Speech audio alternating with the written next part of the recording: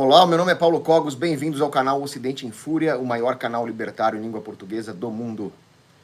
Aviso aos membros do canal, já está no ar, desde ontem, a aula 12 do nosso curso de História da Filosofia, onde nós já adentramos ali o segundo grande período da história do pensamento ocidental, que foi aquele apogeu grego. Nós falamos, então, introdução ao pensamento de Sócrates nessa aula 12, só para os membros do canal.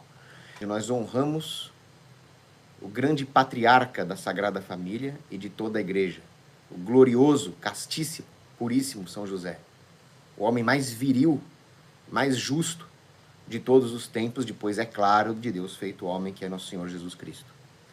Nos diz o padre Antônio Dias de Castro sobre os 3 títulos referentes ao patrocínio de São José sobre todos os povos, especialmente sobre a Igreja. Ele é o nosso protetor, ele é o protetor entre os povos. E isso por 3 títulos, o de posse, o de poder e o de aclamação popular. Ora, nos diz o padre Granada que da casa de São José Deus ordenou que saísse luz, esperança e saúde e remédio para todos os povos. A Sagrada Família era a gênese da Igreja, que é o remédio e salvação para todos os povos, a Santa Igreja Católica. E São José é o patriarca da Sagrada Família. Ele tem direitos de esposo sobre Maria, que é a maior das criaturas. Ele tem direitos de pai sobre Jesus, que é Deus feito homem. Então, ele continua tendo esses direitos de posse como patriarca de toda a Igreja e de todos os povos. Porque a Igreja Católica tem também esse direito, que é o que Cabral veio fazer aqui no Brasil. Ele veio trazer esse direito da Igreja de governar os povos e com isso ele criou a melhor civilização de todos os tempos, que foi aquele Brasil pré-imperial. E essa capacidade da Igreja de trazer a evangelização para os povos também fez nascer a Europa. A Igreja é o remédio dos povos e José é o patriarca da Igreja. Vejam que as orações católicas tradicionais dizem: o Senhor o fez dono de sua casa e príncipe de suas possessões. Então esse é um direito de posse de São José. Ao mesmo tempo, nós temos o direito de São José como protetor dos povos pelo seu poder. Deus confere poder a São José. Vejam que no livro da Sabedoria, capítulo 10, as Sagradas Escrituras relatam de como Adão, o primeiro dos homens, tinha, por instituição divina, o poder sobre todas as coisas. Só que Adão pecou. E com isso ele perdeu esse domínio, esse poder sobre as coisas que ele tinha no paraíso, no Éden, né? Já São José fez o contrário. Humilde carpinteiro, pela sua humildade, pela sua obediência, pela sua caridade ardente, ele ganhou esse poder. Adão perdeu, José ganhou. Então, Deus confere poderes conforme o estado das coisas. O estado das coisas tem a ver com posse. José, por direito matrimonial, por direito de pai putativo de Jesus, ele tem essas posses. E por isso, por esse estado, Deus confere poderes. E, sabendo-se que José é, portanto, protetor e patriarca da Igreja, ele tem enormes poderes de intercessão. A intercessão josefina é extremamente poderosa. Muitos teólogos dizem que ele tem também uma intercessão onipotente. Tudo que ele pede a Deus, Deus confere. Se bem que a intercessão onipotente por excelência é de Maria Santíssima. Mas saibam que a intercessão de São José é extremamente poderosa.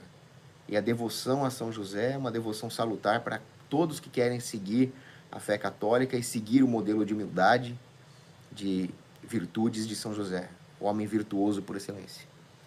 E em 1870 vem a aclamação popular, na forma de uma proclamação de Pio IX, do Papa Pio IX, de São José como patrono da Igreja Universal. E o Papa Pio IX foi muito feliz quando, nesse decreto, ele lembra a prefiguração do poder de São José em José do Egito, José filho de Jacó, que foi escravo no Egito e que pelas suas virtudes se tornou governador. E assim, José, um carpinteiro humilde de Nazaré, se torna patriarca e protetor dos povos. Muito obrigado aqui pela doação, Gustavo Matos, que Deus te abençoe, que São José interceda por vós. E vejam que São José foi escolhido pela divina providência por pura caridade. Ele não era pai de Jesus por geração, mas ele foi escolhido para ser o pai putativo de Jesus, o esposo de Maria, por uma providência divina, pela sua obediência e pelo seu ardor na caridade. Isso mostra toda a virtude de São José. Imagina que tipo de homem Deus vai escolher para ser o pai de Deus Filho, né? Deus Pai escolhe um pai humano para Deus Filho, olha a responsabilidade, e para ser o esposo e protetor de Maria Santíssima, que é a mais querida de todas as criaturas. Não era qualquer um. Não era um sojadinho do MBL, né? Era um homem viril e virtuoso. Então, São José, que protegeu a Sagrada Família nas horas mais tenebrosas, ele é também o protetor da igreja nas horas difíceis da igreja, e a igreja está passando por horas extremamente difíceis na atualidade. Por isso que essas devoções, como a própria instituição da festa do dia 19 de março, embora seja uma tradição e uma piedade que remonta, no mínimo, aos gregos do século II, ela é oficializada no século XVII. E a festa do patrocínio, que é no segundo domingo após a Páscoa, também, se não me engano, no século XVII. E a proclamação, né, o decreto de Pio IX de São José como patrono da igreja, vem no século XIX. Então, também é uma providência divina agindo na história da igreja, para que a igreja recorra a São José nesses momentos tão tenebrosos que nós temos passado desde a crise do fim da Idade Média, né? Você vê, por exemplo, o caso de São João Batista de La Salle, um grande educador cristão francês do século XVII, que educou principalmente as crianças pobres. Quando ele estava no leito de morte, cheio de dores, de fraqueza, ele estava muito triste por não poder celebrar uma última vez a missa de São José no dia 19 de março. E, por uma graça especial de Deus, ele recobra suas forças, celebra aquela missa com todo o vigor e toda a piedade possível, e depois ele desfalece e morre. Então São José vai nos ajudar a cumprir a nossa missão como cristãos. E o objetivo deste vídeo aqui no dia 19 de março não é só lembrar da festa, não é só lembrar de que hoje nós temos que praticar devoções josefinas, ler sobre São José. Eu recomendo, por exemplo, se vocês entrarem na internet em bons sites católicos, vocês vão encontrar muita coisa. Mas eu recomendo esse livro aqui. Esse livro aqui é uma joia do Monsenhor Ascânio Brandão. Glórias e Poder de São José.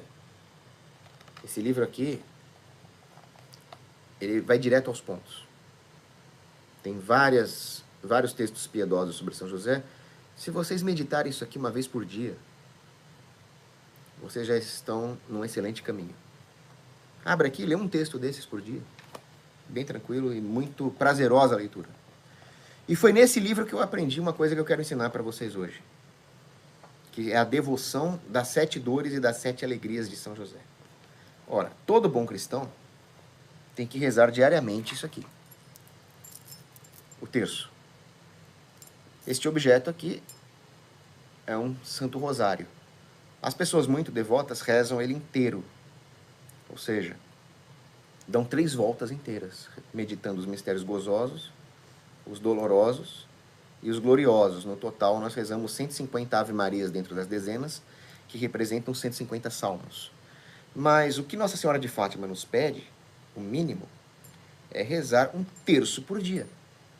Então nós meditamos, né? Tem toda uma regra, né? Nós meditamos segunda-feira os gozosos, terços dolorosos, quartas gloriosos, quinta gozosos, sexta dolorosos, sábados gloriosos, e domingo vai depender da época litúrgica que nós estamos. Agora na quaresma de domingo se rezam os dolorosos.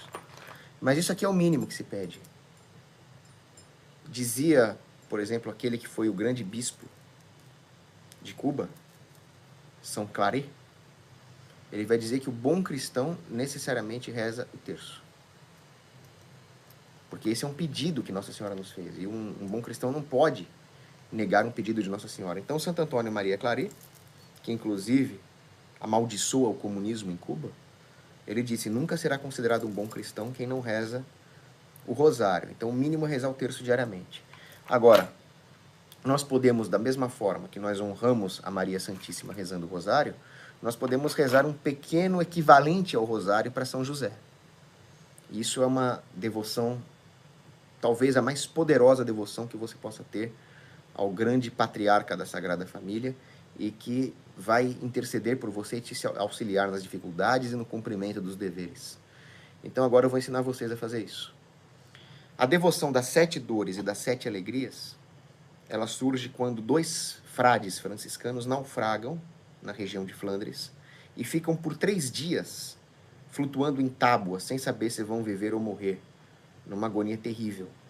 E eles rezam fervorosamente para a intercessão de São José, até que São José aparece para eles e os conduz em segurança até a costa. E São José diz uma coisa que é muito agradável a mim e a Deus, é meditar sobre as minhas 7 grandes dores que eu passei na vida e as 7 grandes alegrias que eu tive na vida. E aí nós vamos rezar correspondentemente 7 Pai Nossos e 7 Ave Marias. Quais são essas dores e alegrias que nós temos que meditar? Primeiro, as dores. Ou melhor, vou fazer o seguinte, eu vou falar a dor e a correspondente alegria. Porque para cada dor corresponde uma alegria, isso é muito bonito. Então vamos fazer assim. Aí vocês vão rezando Pai Nosso, Ave Maria, Pai Nosso, Ave Maria, 7 vezes. A primeira grande dor de São José foi quando ele teve um grande medo de ter que abandonar Maria Santíssima. Ele nunca duvidou da pureza, da santidade de Maria. Mas ele ficou com medo de não ser digno dela e ter que abandoná-la para não correr o risco de infamá-la aos olhos dos homens. E ele, pelo amor gigantesco que ele tinha por Maria, ele tinha muito medo de ter que abandoná-la. Era uma agonia enorme. E aí veio a alegria, a consolação do anjo que aparece para São José e diz: não temas, José, receber Maria por tua esposa, pois o que nela nasceu é obra do Espírito Santo. E essa foi uma alegria indescritível para São José. E ele continua com Maria e toma a missão divina de ser o esposo dela e o pai putativo de Jesus. Aí vem a segunda grande dor de São José, que foi quando ele vai até Belém por ocasião do censo ordenado pelo governador Quirino, e ele não é recebido em nenhuma hospedaria. As hospedarias rejeitam a Sagrada Família. E ele sente uma grande dor de ter sido rejeitado pelos homens e ter que ficar ali no meio do deserto, a ponto de Maria ter que dar à luz a Nosso Senhor Jesus Cristo numa pobre manjedoura. Mas aí vem a alegria. Cristo nasce de uma forma toda especial. E aí São José se enche de ternura ao ver o Filho de Deus.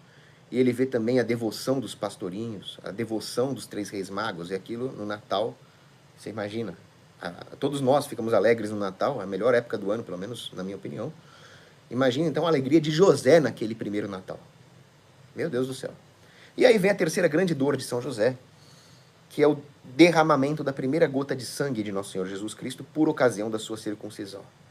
Nenhum pai gosta de ver o filho passando por dores, né? Então, a dor de Cristo ali também é a dor de São José. Mas aí vem a alegria. Também por aquela ocasião, São José é incumbido de dar ao Nosso Senhor o nome de Yeshua, Jesus, que significa Deus salva. Olha o poder desse bendito nome. Ao invocar o nome de Jesus Cristo, o inferno treme. Bendito seja o nome de Jesus e bendito seja São José quem deu esse nome. E aí vem a quarta grande dor de São José, que é por ocasião da apresentação do menino Jesus no templo, quando o profeta Simeão diz que Jesus será um sinal de grande contradição no mundo, portanto ele será perseguido, né? E naquele momento uma espada de dor trespassa o coração imaculado de Maria Santíssima. Ao ver a esposa com aquela dor e ao saber que o seu filho seria perseguido, o coração de São José se enche de dor. Mas aí vem a alegria, porque ao mesmo tempo, aquele menino vem para cumprir a missão de salvar a muitos. Ele será a salvação de muitos em Israel. Não só em Israel, mas toda essa Israel universal que é a Igreja Católica. Isso é uma alegria enorme para José. Aí vem uma quinta dor para São José, que deve ter sido... Eu, pelo menos, ao meditar essa quinta dor de São José, eu fico cheio de comiseração. Porque imagina você ter que fugir da sua casa. Imagina você ter que fugir do seu país. Que é o que, lamentavelmente, aconteceu com Alan dos Santos, por exemplo. E imagina você correr o risco de ser preso, de ser perseguido, de ser assassinado pelo governo. Olha o que aconteceu com o Bismarck do Hipócritas, olha o que aconteceu, né, com Oswaldo Eustáquio. Então o terror da tirania estatal é muito grande, ter que ir embora da sua terra é muito grande, é um terror muito grande. Ir para uma terra estranha, sem nada no bolso, foi o que São José passou por ocasião da fuga para o Egito, fugindo da perseguição de Herodes, que estava matando as crianças com menos de 2 anos ali. Imagina, matar bebezinhos, e o alvo era Jesus Cristo. São José, amedrontado, então, de forma muito prudente, conduz a Sagrada Família lá pelo deserto do Sinai, até o Egito. Terrível, terrível. Para quem fala que a comparação é descabida, lembre-se do que disse Santa Teresa d'Ávila. Enxergue em si mesmo um servo de todos e enxergue em cada um o Cristo. Será que Santa Teresa d'Ávila estava fazendo uma comparação descabida ou estava nos exortando a um caminho de santidade? E aí vem uma grande alegria, muito misteriosa de São José. Porque quando ele chega ao Egito, e aquele foi um período muito misterioso da história, com Maria Santíssima e com o menino Jesus, lembre-se que naquela época havia muitos cultos pagãos no Egito. Imagina, devia ter um monte de coisa oculta lá, ocultismo. E aí aqueles ídolos pagãos caem. E aí a missão do menino, do Deus menino, vai se revelando com a destruição dos falsos cultos no Egito. E aquilo é uma alegria muito grande para São José. E aí vem uma outra dor de São José, que é pouco lembrada, que é a volta para Nazaré. Quando ele volta do Egito, ele também está amedrontado, porque quem está governando no lugar de Herodes é Arquelau. Que pito toca Arquelau? E se ele resolve perseguir quem está voltando também? Então, a volta do Egito para Nazaré é repleta de temores, de incertezas. E a incerteza é a pior inimiga do combatente. Aprendi isso no meu serviço militar. Mas Deus age na história. A mão poderosa de Deus protegeu a Sagrada Família, usando as virtudes e a virilidade de São José como instrumento. E aí ele volta para Nazaré e vem essa sexta grandíssima alegria de São José, que é aquela vida que ele teve na sua casa em Nazaré, com Maria e com Jesus, trabalhando ali no que ele fazia, que era carpintaria, produzindo os melhores móveis, educando o menino Jesus nas ciências dos homens, nas técnicas de carpintaria, na lei. Então aqueles dias devem ter sido os dias mais felizes da vida de São José, vivendo com humildade, com devoção, provendo materialmente a Sagrada Família. Deve ter sido espetacular. E aí vem a sétima grande dor de São José, que foi quando ele se perdeu do menino Jesus, que foram aqueles 3 dias que nós meditamos no quinto mistério gozoso, que ele ficou 3 dias ali procurando onde é que estava o menino Jesus em Jerusalém. Imagina a angústia dele.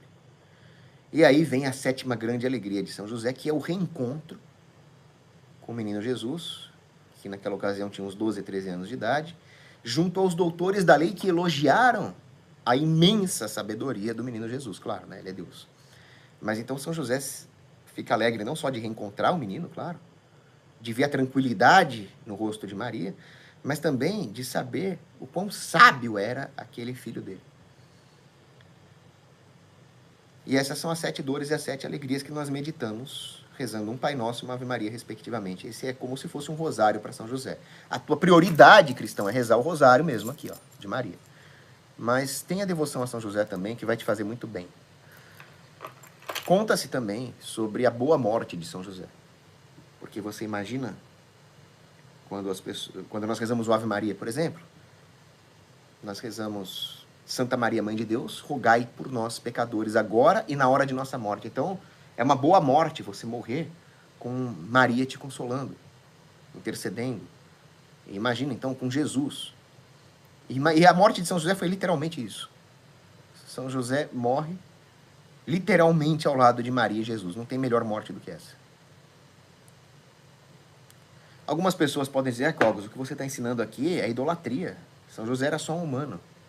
Aí eu vou fazer aqui uma rápida explicação de que isso não é idolatria de forma nenhuma, Não sem antes avisar os membros do canal que a aula 12 do curso de História da Filosofia, o Pensamento de Sócrates, já está no ar. E não sem antes agradecer o Improve, que do 11 Bonoros, né, falando sobre propriedade intelectual. Bom, o que você está pensando em fazer é imoral, cara. Não é crime, mas é imoral. E o Agus Vieira, doando 5 Bonoros e 50 Laurinhas. São José, rogai por nós, a ti também, meu querido amigo Agus Vieira. Então é o seguinte, adorar, a Bíblia é bem clara. Adorarás o Senhor teu Deus e só a Ele servirás. Deuteronômio 6,13. Então nós só adoramos a Deus, nós só adoramos a Santíssima Trindade. Só ela nos cria, nos redime e nos santifica. Fim. Não tenho a menor dúvida disso. Agora, quando você vai, por exemplo, num quartel, você vê lá, tem a bandeira do Brasil, muito bem, mas também tem os grandes comandantes e os grandes heróis, certo? A fé cristã, que é o nosso grande exército, a igreja militante, tem os seus heróis, que são os santos. A maior de todos, a maior heroína de todas é Maria. Maria Santíssima é a criatura por excelência. Aquela que foi concebida sem pecado, que foi escolhida para ser a mãe de Deus. Imagina você ser a mãe de Deus. E não era mãe no sentido de que São José era pai adotivo. Não, Maria é a mãe que gerou o corpo de Cristo. Meu Deus do céu, nós não estamos falando de pouca coisa aqui. Ela é a criatura por excelência. Então, a Maria Santíssima, nós devemos a hiperdulia, não é adoração, porque Maria não é uma deusa, ela é uma criatura. Mas como está em São Lucas, capítulo 1, versículo 48, Maria diz no Magnificat, por isso, desde agora, me proclamarão bem-aventurada todas as gerações. Aí, nós devemos aos santos a dulia, ou seja, num nível menor do que aquilo que é devido a Maria Santíssima, porque os santos, eles são imperfeitos como criatura, Maria é uma criatura perfeita. E aí, como a Arlene está muito bem lembrando aqui, nós devemos a São José a protodulia, porque dentre os santos imperfeitos, ele é o patriarca, ele é o primeiro de todos. Ele é o grande patriarca da Igreja Católica. E nós honramos os patriarcas, essa é uma tradição, tanto é que em São João capítulo 8, nosso Senhor Jesus diz, né? Se fosseis filhos de Abraão, faríeis as obras de Abraão. Ora, se nós queremos ser irmãos em Cristo, nós temos que ter São José como pai. Então fareis as obras de São José. Imitarás São José e nas suas virtudes. E aos outros santos todos, nós temos a dulia, que é a homenagem, a veneração, a honra. Né? Aquela que o próprio Senhor Jesus fala que é devido a São João Batista. E se vocês pegarem, por exemplo, o livro de Eclesiástico, capítulo 44, façamos o elogio dos homens ilustres, que são nossos antepassados em sua linhagem. Então devemos sim fazer o elogio dos santos. Eles são o modelo a ser obedecido. E a obediência é uma das grandes virtudes de São José. Nos diz São Gregório Magno, que a obediência, aquilo que nós devemos obedecer na terra, o filho obedecer o pai, obedecer a uma justa lei, a uma justa autoridade, o empregado obedecer o patrão obedecer ao Cristo que está no seu empregado, o pai obedecer ao Cristo que está no seu filho, no sentido de servir as suas necessidades. Tudo isso são meios que Deus nos dá para exercer a humildade e para obedecê-lo diretamente. Porque nós temos essa obediência ao que deve ser obedecido por amor e obediência a Deus. Né? E essa é uma grande virtude de São José. E nos santos nós temos um modelo de virtude a ser obedecido. Por isso é tão importante a devoção aos santos na Igreja Católica. E dentre todos os santos, nós temos Maria Santíssima, que é a maior das criaturas, e logo abaixo dela nós temos São José, o grande patriarca. Glorioso São José, rogai por nós. Maria Santíssima, concebida sem pecado, rogai por nós que recorremos a vós. Louvado seja nosso Senhor Jesus Cristo, para sempre seja louvado, em nome do Pai, do Filho e do Espírito Santo. Amém. Excelente dia de São José para todos vocês e para suas famílias.